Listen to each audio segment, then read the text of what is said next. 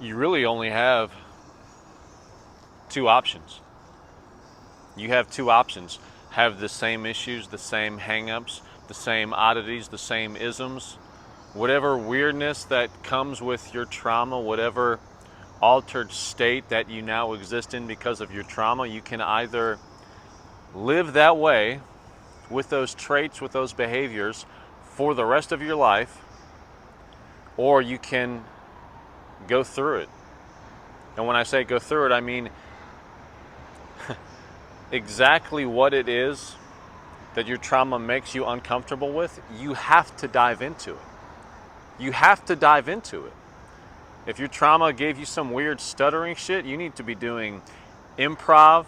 You need to be signing up for some public speaking events,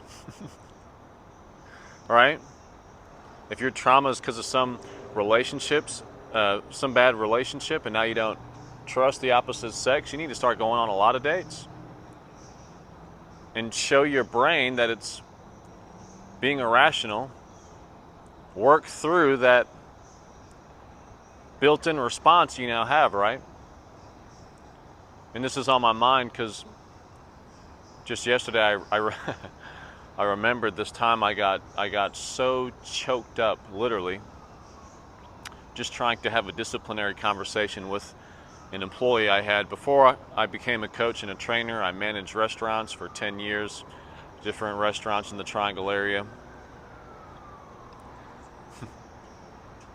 And this individual, I had to bring her upstairs to let her know what was not going well, what she was doing wrong, right? It's not that serious. She wasn't particularly intimidating or imposing, or it wasn't that big of a level of a situation. But in all my years of managing employees, when it came time to have a conversation like this, I would get fucked up. Without going into too much detail, my childhood from ages 9, 10 to 15, I pretty much spent most nights in a freeze response between fight or flight. I would wake up to my dad coming in the house very late at night. He'd been out drinking. My body would lock up. I would imagine jumping out of the room, attacking him, climbing up him, trying to stop him from whatever he was doing. Him and my mom are getting into it, screaming matches. It was never, in the grand scheme of things, that crazy compared to other people's parental abuse, right? It's not even that it was ever that violent or anything, but the point is, I would wake up, I'm imagining going out, but I'm scared. I'm a fucking little kid. What could I really do? So I'm just clenched, not breathing, in that freeze response. Spent basically 5 years in that state every night, almost every night, right? What that did to my nervous system, what that did to my psychology, is just make any confrontation fucking brutal. From an actual intense confrontation to something like asking time off from a boss, to anything and everything that wasn't an easy going situation. That led me to want to take the path of least resistance when it came to almost anything. That made me want to avoid any intense or tough or direct type of conversation.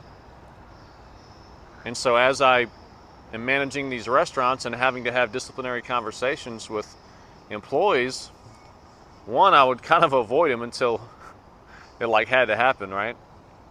And then two, when they would happen, my voice would shake. I would be shaking and vibrating as I'm telling someone like something as simple as they got to be there on time, right? And for whatever reason, this particular, like 3 minutes away from the original story, for whatever reason, this particular instance just had me like level 10 in that thing, right? So I bring her upstairs, I bring her into the office. Lucky for me, my other manager, the GM, was also sitting in on this, right? And I'm shaking, getting the door. I sit her down. As I'm sitting down, I go, so hey, this is where we're at.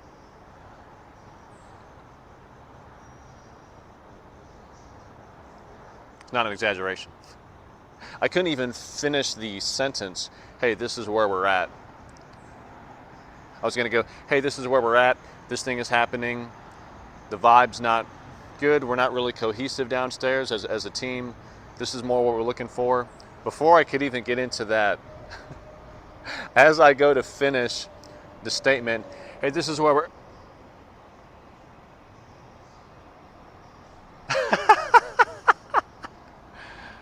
And guess what? It's one of the best things that could have ever happened to me. It's one of the best things that could have ever happened to me. Like I said, lucky for me, my the manager was there. She's looking at me like, what the fuck? And then she steps in and says, so anyways, yeah, so on and so forth. I couldn't breathe. And again, what I want to highlight is how irrational that is. Like, the nervous system, the response that we have from our trauma is ultimately irrational. I'm not in any physical danger. Even if I was from this person, in all reality, I would be more comfortable with that than having this conversation that's just words. I literally can't breathe. I'm choked up. I feel like an idiot. I'm annoyed. I'm embarrassed. I'm like, dude, you're a grown man. You're almost 30 years old. You can't have this very normal conversation with your employee. And the whole point is, you have to go through it. If that happened 5 more times, 10 more times, who gives a fuck? If my other manager wasn't there and she's like, hey, are you okay? I actually had that scenario in my mind at the time, and I was legitimately going to tell her, hey, I have some pretty intense childhood trauma. Because of that, I get frozen and choke up. But I do want to get into this topic we need to talk about. I was even planning on just being an open book and letting her know exactly where I was at, which would have been interesting. Point is, however many times that needed to happen, so be it. So be it. Until it no longer happens. Because what can't happen is that happening for the rest of my life. But if I always avoided uncomfortable conversations, uncomfortable confrontations, it's just like anything else. You got to get the reps in. It's just like anything else. You have to get the reps in. And look, conversations I had with employees after that, I would still be a little shook up. I might have to pace a little bit. I remember going in the walk-in freezer and just fucking jumping around, trying to get prepared.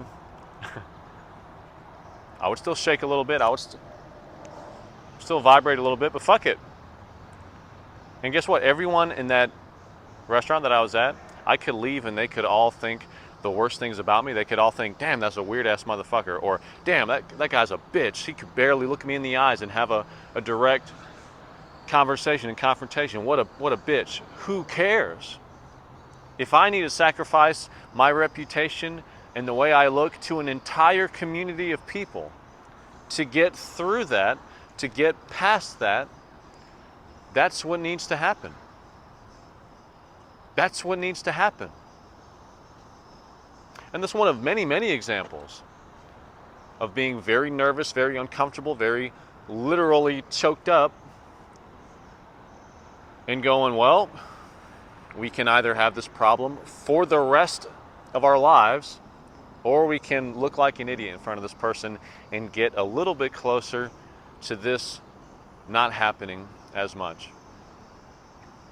And as I'm saying this was a handful of years ago, 6 or 7 years ago. As I'm saying this, to a degree, I still can have those same struggles, but is it as worse as it used to be? No. Every time I have an uncomfortable conversation and confrontation, does it get a little better? Yes. So I know to keep an eye out for those uncomfortable things that I would naturally like to avoid, and I need to walk right into that motherfucker sooner than later, ASAP, so I can slowly but surely over the years completely eliminate that shook up, freeze, choked up response, right? And it might even be so that in my fucking 50s, I doubt it. It might even be so that in my 50s, I still have some little piece of that in me. It's possible that it'll never go away. But it's 100% possible that it will always incrementally get better, because that's been my experience. Every time I go deeper into it, it gets a little better. You guys, whatever trauma response you have, the best thing to recognize is that that response is it's no good. It's no good. I don't even know what your trauma is or what your trauma response is, but I'd be willing to bet that it's no good. So whatever thing triggers that response from you, I would say go out of your way to put yourself in situations that trigger that response. Oh, that was another rep. Oh, that was another rep. Oh, that was another rep.